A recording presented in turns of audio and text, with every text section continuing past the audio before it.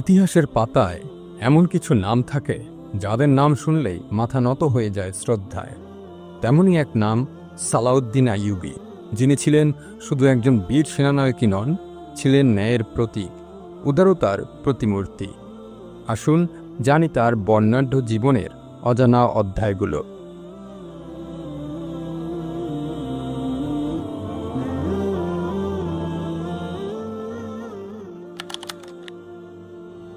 শৈশব ও বেড়ে ওঠা।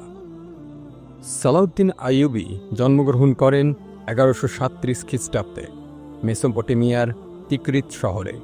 তার পূর্ণ নাম ছিল ইউসুফ ইবনে আইয়ুবী। তার পিতা নাজমুদ্দিন আইয়ুব ছিলেন একজন কুর্দি মুসলিম, যিনি পরবর্তীতে জেনারেল হিসেবে খ্যাতি অর্জন করেন। ছোটবেলা থেকেই সালাউদ্দিন ছিলেন অত্যন্ত মেধাবী ও বিচক্ষণ। তিনি ধর্মীয় শিক্ষা গ্রহণের পাশাপাশি যুদ্ধকৌশলেও পারদর্শিতা অর্জন করেন।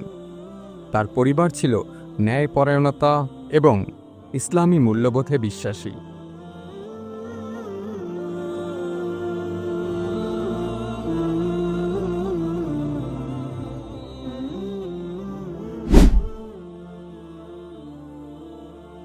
সৈন্যজীবনের সূচনা। সালাউদ্দিন প্রথম সামরিক জীবন শুরু করেন তার চাচা আসাদউদ্দিন শিরকুহ এর অধীনে। শিরকুহ ছিলেন ফাতিমি খেলাফতের একজন সেনাপতি। মিশরের রাজনৈতিক অস্থিরতায় সালাউদ্দিন গুরুত্বপূর্ণ ভূমিকা রাখেন। ক্রমেই তিনি নিজের নেতৃত্ব গুণ, ন্যায়বোধ এবং দয়াশীল মনোভাবের জন্য সকলের শ্রদ্ধা অর্জন করেন।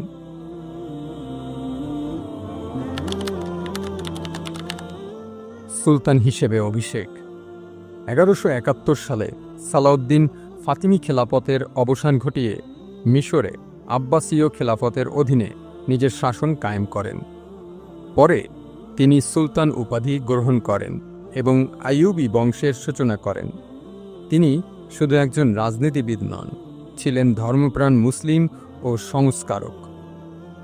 তিনি কর ব্যবস্থার সংস্কার করেন, দরিদ্র বিমোচনে উদ্যোগ নেন এবং ইসলামী শিক্ষা প্রসারে কাজ করেন।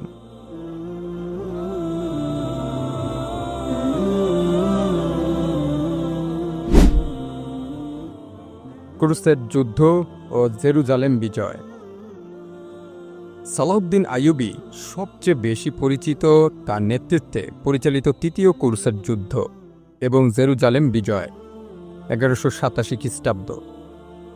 এই যুদ্ধে সবচেয়ে ঐতিহাসিক মুহূর্ত ছিল হাতিন যুদ্ধ, যেখানে সালাউদ্দিন ক্রুসেডদের বিপুল বাহিনীকে পরাজিত করেন।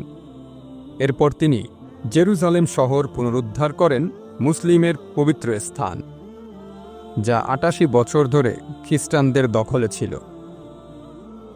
কিন্তু সুলতান সালাউদ্দিন জেরুজালেম দখলের পর প্রতিশোধ নেননি, বরং তিনি রক্তপাত না করে শহরবাসীকে নিরাপদে শহর ত্যাগ করার সুযোগ দেন। এটি ইতিহাসে বিরল দৃষ্টান্ত হয়ে রয়েছে। সালাউদ্দিন আইয়ুবীর এই মহান বিজয় শুধু ইতিহাস নয়, এটি আজও আমাদের অনুপ্রেরণা। আপনি যদি এমন বীরদের ইতিহাস জানতে চান, তাহলে চ্যানেলটি সাবস্ক্রাইব করুন। বিশ্বাস করবেন কিনা, সালাউদ্দিন শুধু মুসলিমদের কাছেই নন, বরং খ্রিস্টানদের কাছেও একজন শ্রদ্ধেয় ব্যক্তি ছিলেন। ইংল্যান্ডের রাজা রিচার্ড দ্য লায়ন হার্ট তার শত্রু হলেও সালাউদ্দিনের মহানুভবতা ও সাহসের প্রশংসা করতেন। পশ্চিমা সাহিত্যে সালাউদ্দিনকে চিত্রিত করা হয়েছে আদর্শ নাইট হিসেবে। মৃত্যু ও উত্তরাধিকার। 1193 সালের 4 মার্চ দামেস্ক শহরে সুলতান সালাউদ্দিন শেষ নিঃশ্বাস ত্যাগ করেন। মৃত্যুকালে তার ব্যক্তিগত ধনসম্পদ প্রায় কিছুই ছিল না, সবই তিনি দান করে গিয়েছিলেন দুস্থদের মাঝে। তার মৃত্যুর পর তার পুত্ররা সাম্রাজ্য ভাগ করে শাসন করেন, কিন্তু তারা সালাউদ্দিনের মতো শক্তিশালী নেতা হয়ে উঠতে পারেননি। দর্শক, সুলতান সালাউদ্দিন আইয়ুবী ছিলেন এক মহান নেতা, যিনি ধর্ম, ন্যায় বিচার, দয়া ও সাহসিকতার এক বিরল দৃষ্টান্ত। তার জীবন ও কর্ম আমাদের শিক্ষা দেয় একজন সত্যিকারের নেতার শক্তি শুধু তরবারিতে নয়, বরং তার চরিত্রে।